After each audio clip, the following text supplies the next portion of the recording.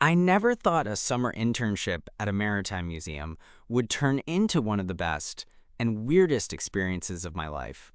Honestly, when I applied, I just wanted something to put on my resume and to get out of my parents' house for a few months.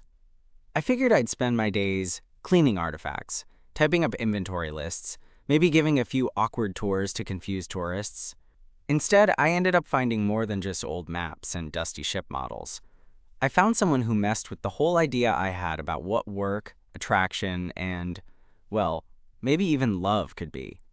The museum itself is this old converted warehouse right on the waterfront, filled with every kind of nautical relic you can imagine. There's this one gigantic creaky ship permanently docked inside, the kind you see in movies, wooden decks, brass railings, and that unmistakable salty smell that seems to stick to everything. It's a real centerpiece, and most of the museum's exhibitions revolve around it.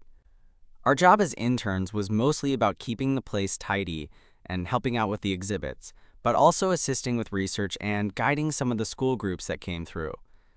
I was there first thing on my first day, trying not to look too nervous while fumbling with my clipboard. Then he showed up. His name was Jamie, tall in a way that made him seem like he belonged on the deck of a ship, even though he was in jeans and a museum t-shirt.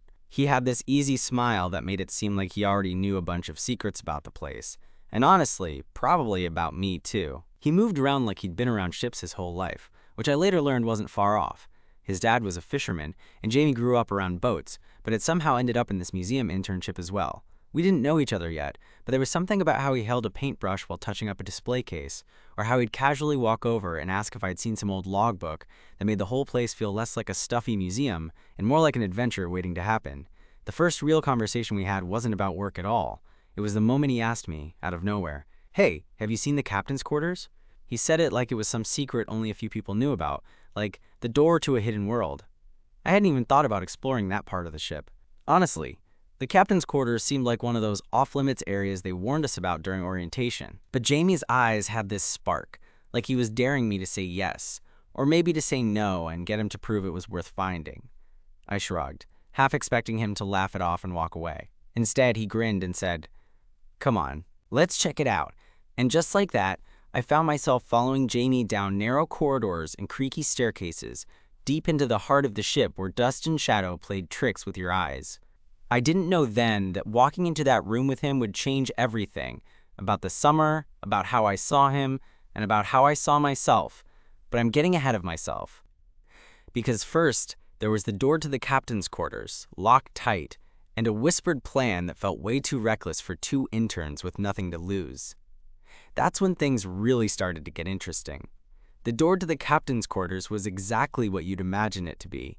Heavy, solid wood with ornate brass handles that looked like they hadn't been polished in decades. Jamie crouched down, pulling a paperclip from his pocket like he was about to pick a lock in some crime movie. I was pretty sure we both knew this was a bad idea, but the way he looked at me, with this mix of mischief and something softer, made it impossible to say no. "You're really going to do that?" I asked, half laughing, half nervous. He grinned wider, the kind of grin that makes you want to get into trouble with someone. "What's the worst that could happen? We get kicked out? Big deal. It's not like anyone's been in here for years." He worked the paperclip for a moment, steady and practiced, and then with a soft click, the door creaked open just enough for us to slip inside. The room smelled like old wood and sea salt, with a thick layer of dust blanketing everything. The captain's quarters weren't huge, but they had this cozy, lived-in feel, as if the sailor who once lived there had just stepped out for a minute and would be back any second. There was a battered leather chair in the corner, a small desk scattered with faded maps and yellowed papers, and above it all, a massive porthole looking out over the water that caught the late afternoon sun I stepped inside, feeling the weight of the silence settle around us. Jamie followed, closing the door behind him without a sound. "Wow," I breathed, running my hand over the edge of the desk. "I didn't think it'd be this real." He nodded slowly, his eyes scanning the room like it held answers to some secret question. "Yeah, it's kind of wild to think someone actually lived and worked here." made decisions that affected lives out on that ocean. There was a pause, the kind where you both know something's about to change, but neither of you wants to say the thing out loud. "I come here sometimes when I need to clear my head," Jamie said finally. His voice was softer now, less teasing. "Feels like the world slows down a bit." "You?" I shrugged, but the truth was I'd never really thought about it. "Not really. I've been too busy trying not to mess up my internship." He laughed, this warm, easy sound that filled the small room. "Well, you're doing fine so far." I gave him a sidelong glance, feeling some weird pull in my chest. "Thanks. Same to you." For a moment, we just stood there, the quiet between us growing comfortable instead of awkward. Then Jamie walked over to the desk and picked up one of the maps, tracing a route with his finger. "Ever wonder what it'd be like to actually sail one of these ships?" he said, eyes still on the paper. "Sure," I admitted, though I'm not sure I'd be cut out for it. Seasickness would probably get me in the first hour. He flashed me that smile again. "I'd make a good first mate. You just need a good crew." I felt my cheeks warm. "Is that your way of asking me to join your crew?" He shrugged like it was no big deal, but I caught the little quirk at the corner of his mouth that told me it was definitely a kind of invitation. And just like that, the door to the captain's quarters wasn't the only thing that had opened up. Something else was starting between us, something unspoken, but electric. Suddenly, a sharp knock on the door startled us. Jamie jumped, and I swear my heart skipped a beat. We both froze. "Shit," Jamie whispered. "That's probably Mrs. Caldwell. She's the curator, and she's picky about us interns wandering into off-limits areas." I nodded, quickly stepping back toward the door. "We need a plan." Jamie looked around, eyes landing on a small cabinet tucked under the desk. "Hide in there?" I blinked. "Are you serious?" "Better than getting caught and being sent home early," he said with a smirk. Before I could protest, he yanked open the cabinet door and ducked inside, motioning for me to follow. I hesitated for a second, then squeezed in beside him. The space was cramped and smelled like old varnish, but it was dark and safe. The knocking got louder, and then a voice called out, "Jamie? Is that you?" I thought I heard voices in there. Jamie swallowed hard but kept quiet. I could hear his breathing next to me. It was steady but fast enough to know he was nervous.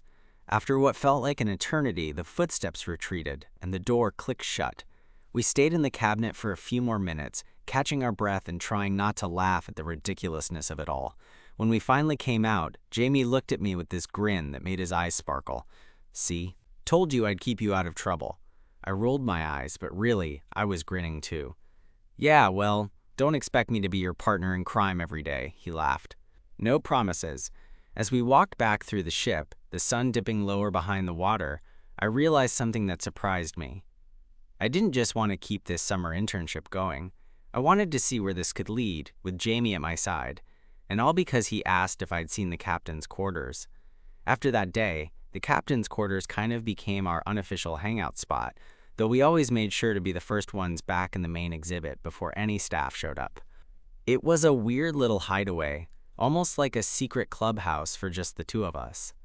We'd trade stories while sitting on the creaky wooden floor, Jamie telling me about his dad's fishing trips and the wild storms he'd weathered out on the sea, and me sharing how I'd always been more of a city kid, more comfortable with books than boat decks. One afternoon, after finishing up a batch of inventory lists, Jamie nudged me as we walked out onto the dock behind the museum. The sun was warm, the water lapping softly against the hull of the big ship. "You ever think about what it'd be like to just take off? Like, sail away somewhere?" he asked, eyes tracing the horizon. I laughed, the kind that hides the part of me that actually wondered about exactly that. "Sometimes. But the problem is, I have zero sailing skills and about a million reasons to stay put." He shrugged, his grin a little wistful. "Maybe you just need the right captain." I looked at him, caught off guard by the weight behind his joke. "You volunteering?" "Maybe." "I'm not exactly an expert either, but I'm learning." There was a pause, this quiet space between us, and I realized I was standing closer than I'd meant to. The air felt heavier, charged. "Jamie," I started, then stopped myself. It was the first time I'd ever thought about saying his name like that, not just as a friend, but like someone who wanted more. He stepped a little closer, eyes locking with mine. "What?" "Nothing," I said quickly, but my heart was pounding, and I'm pretty sure he saw it. He smiled, this slow, knowing smile, like he'd been waiting for me to say something but wanted me to take my time. Before I could chicken out, he reached out and brushed a strand of hair behind my ear. It was such a small gesture, but it sent this jolt straight through me. "I'm glad you're here," he said softly. "Me too," I replied, voice barely above a whisper. That was the moment everything felt different. Not like a sudden spark or fireworks, but more like the tide slowly pulling us closer without either of us really noticing until we were already in deep. As the weeks went by, we fell into a rhythm that felt natural, like the museum itself was this living thing that was bringing us together. I'd catch Jamie watching me when he thought I wasn't looking, those quick glances that made my stomach flip. We'd share inside jokes about the weird artifacts or the tourists who asked bizarre questions. Sometimes we'd sit on the dock after our shifts, talking until the stars came out and the world felt quieter. One day, Mrs. Caldwell, the curator, pulled me aside after a morning tour. She handed me a crumpled note, eyes twinkling but serious. "Jamie asked me to give you this," she said. I unfolded the note and it was just a simple invitation. "Meet me at the captain's quarters after closing." My heart raced as I looked up at Jamie, who was pretending not to notice but failing miserably. Later that evening, I found myself standing outside the door of the captain's quarters again, this time with far less hesitation. Jamie was waiting inside, leaning against the desk with that easy smile that made my knees weak. "Hey," he said. "Hey," I answered, stepping in. The room was lit by the soft glow of a lantern someone had left behind, shadows flickering on the walls. It felt intimate, like the ship itself was holding its breath with us. Jamie closed the door and came closer, nervous now but determined. "I've been wanting to tell you something for a while. I just didn't know how." I swallowed, suddenly aware of every small movement he made. "I like you," he said simply. "More than a friend." It felt like the whole ship tilted for a moment, and I could only manage a shaky smile. "I like you too." We laughed, this mixture of relief and disbelief, and then it happened. Our first kiss, soft and a little clumsy, but perfect all the same. From that night on, the captain's quarters wasn't just a secret spot in a museum. It was where something real started between us, something that neither of us expected, but both of us needed. Looking back now, it amazes me how a single question, "Have you seen the captain's quarters?" opened a door not just to a dusty old room, but to something that changed everything. After that night, everything felt different, but also exactly the same. The museum was still that old creaky place full of relics, but now there was this undercurrent whenever Jamie and I were together, like the whole world was quietly cheering us on. We didn't shout it from the rooftops, mostly because we didn't want to risk any awkwardness with the staff or the other interns. But there was this easy way we'd brush hands while reaching for the same artifact, or steal a glance from across the room that said more than words ever could. One afternoon, about a week after our little confession in the captain's quarters, Jamie and I were tasked with reorganizing a section of the museum dedicated to ship logs and captains' journals. The job itself was pretty dull, alphabetizing dusty books and filing them in leather-bound cases. But it gave us plenty of time to talk, and I was starting to realize how much I actually enjoyed just being around him. "So," Jamie said, sliding a thick journal across the table toward me, "ever think about what kind of captain you'd be if you were out there on the sea?" I laughed. "Honestly, probably the kind who'd get seasick and spend most of the voyage hiding below deck." He raised an eyebrow, smirking. "Sounds about right. What about me?" I tapped my chin thoughtfully. "You'd be the one telling me to toughen up and go help with the sails." Jamie chuckled, then got serious for a second. "I like the idea of having someone to rely on out there. Someone steady. You'd be good at that." I felt my face flush, but I didn't look away. "I could get used to that." We fell into a comfortable silence, the kind that comes from knowing the other person gets you without explanation. Then Jamie's phone buzzed. He glanced at it and frowned. "My dad's boat's having some engine trouble. He's out near the bay. I'm supposed to meet him to help figure it out." I nodded. "Want me to come with you?" He hesitated, probably weighing whether this was a good idea or not. Sure, could use the company. And honestly, I don't want to go alone. As we walked down the dock toward the marina, a different side of Jamie started to show. He was confident here, calling his dad, giving updates, chatting with the boat mechanic who showed up.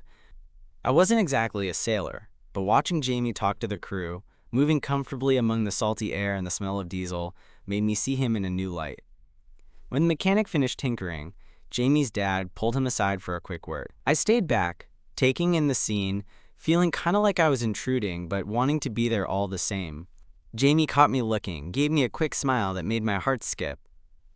After his dad left, Jamie turned to me. "Thanks for coming. Means a lot." I shrugged, grinning. "Hey, what are first mates for?" He rolled his eyes, but there was warmth in his gaze that made me want to hold on to the moment forever. On the walk back to the museum, the sun was setting, casting this golden light over the water. Jamie reached out, lacing his fingers with mine. It was casual, but to me, it felt like claiming something without words. "Do you ever get scared?" I asked quietly. "Of what?" "Of us. Of what this might mean."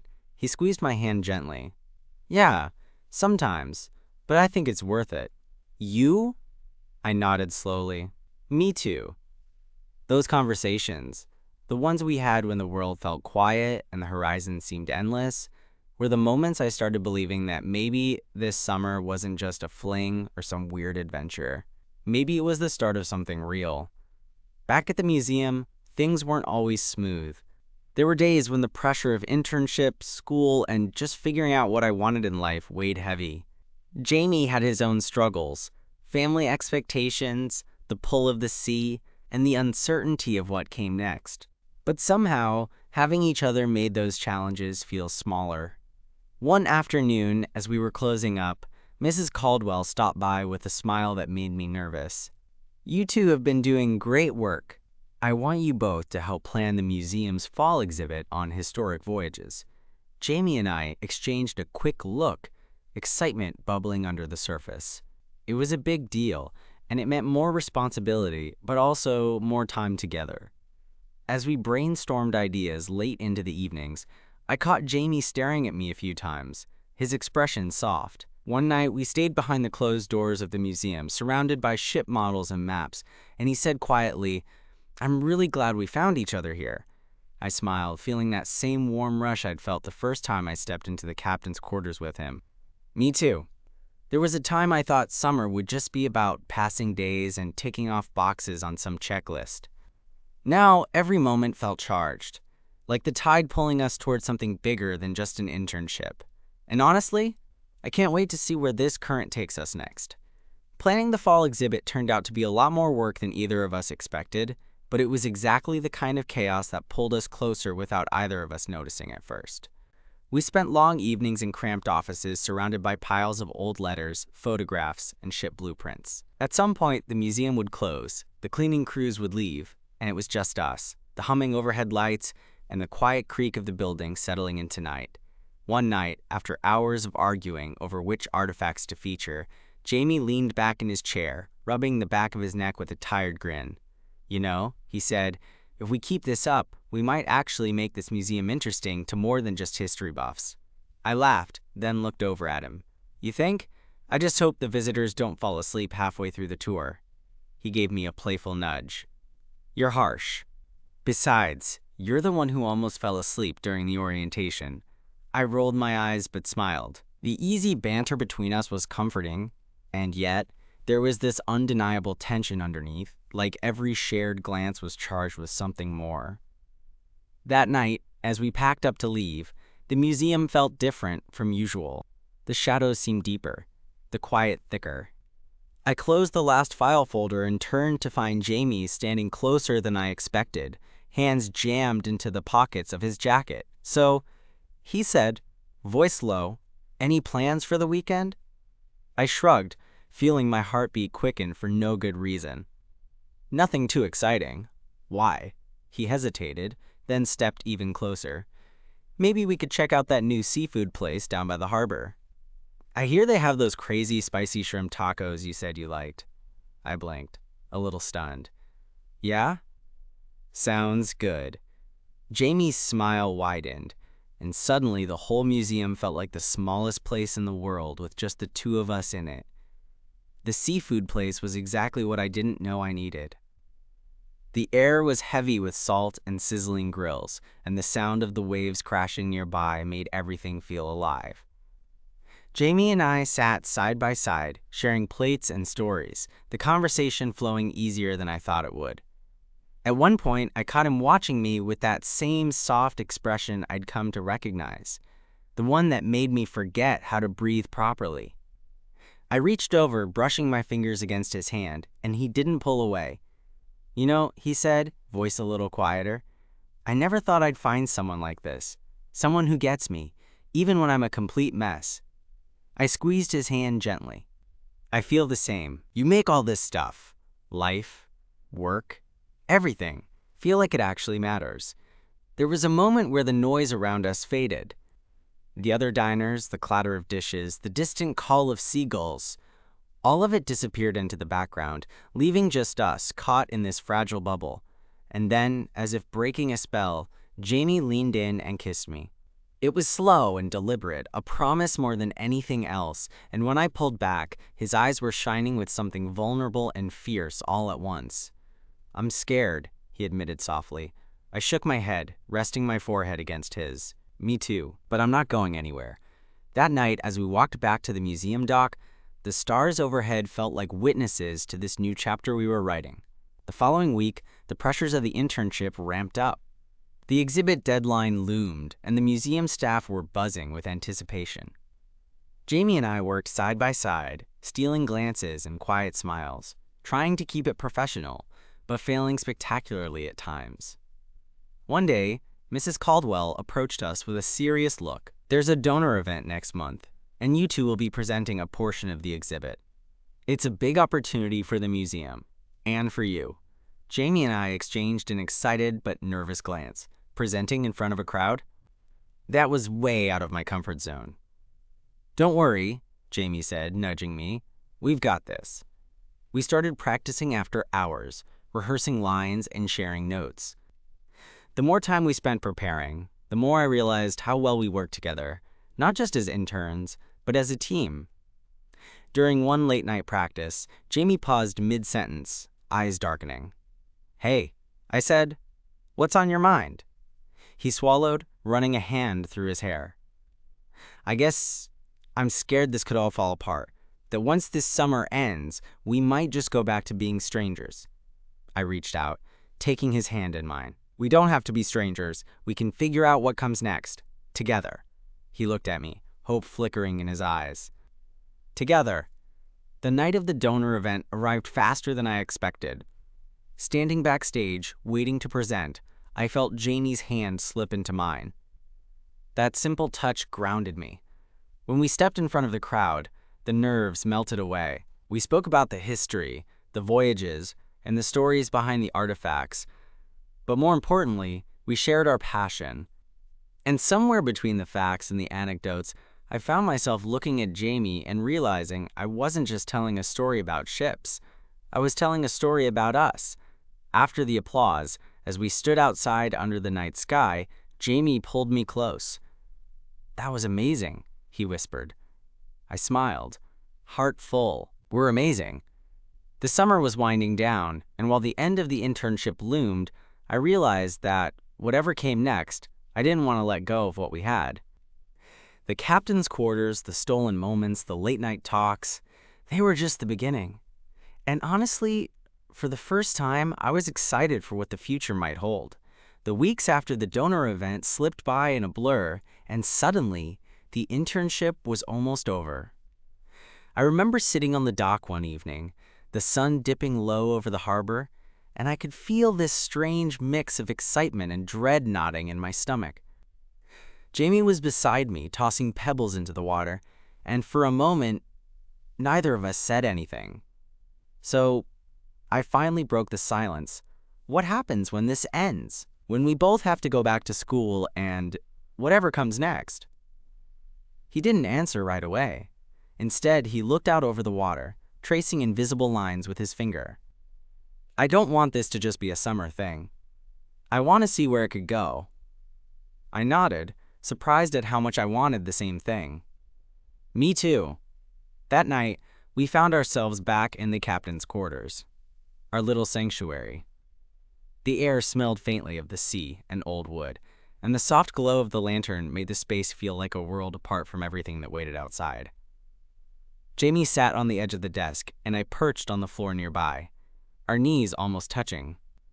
For a while, we just sat in comfortable silence, and then he spoke. "I've been thinking about what comes next," he said, voice low. "My dad wants me to come home after school, maybe join the family business, but I'm not sure that's what I want."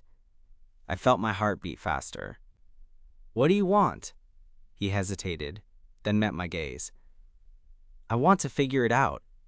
Maybe stay here a little longer. Maybe see where this museum thing could take me.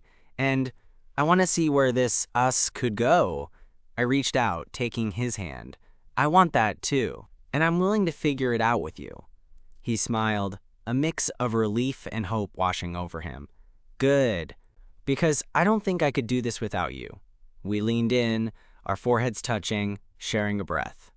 It was a quiet promise between us, fragile and real. After that night, we started making plans, not just for the museum, but for our lives. We talked about classes, internships, and weekends spent exploring the city or just hanging out on the docks. It wasn't all perfect.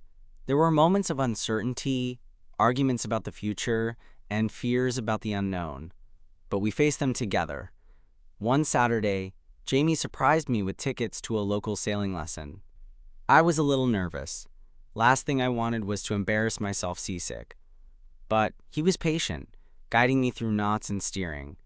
As we sailed across the bay, the wind in our hair and the sun warming our faces, I realized how much I'd grown. Not just in sailing, but in trusting someone, in opening up to the possibility of something more. Back on shore, Jamie pulled me close. "See? You're a natural first mate." I laughed, feeling lighter than I had in months. Only because I have the best captain.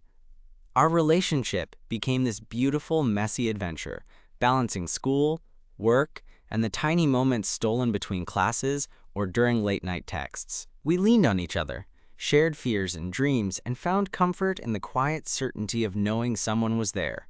Then, one crisp autumn evening, as the leaves turned gold and the air hinted at winter, Jamie and I sat on the museum's rooftop, wrapped in blankets, watching the city lights twinkle. "I've been thinking," he said, tracing patterns on my hand, "maybe we should apply for the museum's year-long fellowship." It'd mean staying here together, working on exhibits, diving deeper into maritime history. I looked at him, surprised but thrilled. "You'd do that? With me?" He shrugged, grinning. "Only if you're in." I smiled, heart swelling. "Count me in." That night, beneath the stars and the promise of what was to come, I realized how far I'd come. From nervous intern fumbling through my first day to someone who had found a partner, a friend, and maybe even a home. The summer internship was supposed to be temporary, just a line on a resume. But it became so much more. It became the place where I learned to take risks, where I found someone who saw me, and where, maybe, I found where I was meant to be. And all because one day, Jamie asked me if I'd seen the captain's quarters. It was the start of everything. The day we got word that we'd been accepted for the museum's year-long fellowship, I was sitting on the dock, watching the waves lap gently against the hull of the ship we'd spent so many hours exploring. Jamie was beside me, his hands snug in mine like it belonged there, because, by then it did. We didn't jump up and down or shout from the rooftops. Instead, we just sat quietly, letting the news settle between us. It felt right. Like this wasn't some grand, flashy moment, but a steady next step on a path we were building together. "I can't believe this is actually happening," I said, glancing over at him. He smiled, that familiar, easy grin that always melted the nervousness away. "Neither can I, but we earned it. And that was the thing. This wasn't luck or some random twist of fate. It was late nights, wrestling with old maps, talking through doubts, and sharing little moments that meant the world. It was about showing up, not just for the museum or the work, but for each other. I thought back to the first day, fumbling with my clipboard, trying to act like I knew what I was doing. Jamie had been the one to pull me out of that haze, to turn the dusty captain's quarters into a place where something real could grow. "Remember when you asked if I'd seen the captain's quarters?" I said softly. He chuckled. "How could I forget? That was the start of everything." I squeezed his hand, feeling a warmth that went beyond the summer sun. Yeah, that simple question changed everything. Jamie leaned his head against my shoulder, and I rested mine against his. We didn't need to say more. In that quiet moment, surrounded by the salty air and the fading light, everything felt complete. We still had a lot ahead, new challenges, decisions, and the unknowns that life always throws at you. But this time, we weren't facing them alone, because sometimes all it takes is one question, one shared secret, one quiet promise between two people to change the course of everything. And for me, that's a story worth holding on to.